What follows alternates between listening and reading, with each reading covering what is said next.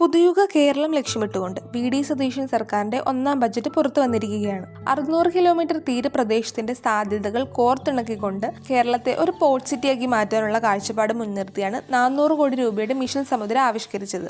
എല്ലാ കുടുംബങ്ങൾക്കും 25 ലക്ഷം വരെയുള്ള ഉമ്മൻചാണ്ടി ആരോഗ്യ ഇൻഷുറൻസ് പദ്ധതിയും മാരക രോഗങ്ങൾ ബാധിച്ച കുട്ടികൾക്കടക്കം സഹായം ലഭ്യമാകുന്ന വൻ കേരള കരുതൽ മിഷനും ഇതിൽ ഉൾപ്പെടുത്തിയിട്ടുണ്ട്. കൂടാതെ വയോജനങ്ങൾക്ക് ആവശ്യമായ സ്ഥാപനങ്ങൾ, പ്രത്യേക പെൻഷൻ പദ്ധതികൾ എല്ലാം ഇതിൽ ഉൾപ്പെടുത്തിയിട്ടുണ്ട്. ഭൂമിയുടെ ലഭ്യതക്കുറവ് പരിഹരിക്കാൻ ഭൂപരിഷ്കരണ 2.0 എന്ന ലക്ഷ്യത്തോടെ പുതിയ ലാൻഡ് മാനേജ്മെന്റ് നയവും പുതിയ ചുവടുവയ്പ്പുകളാണ്.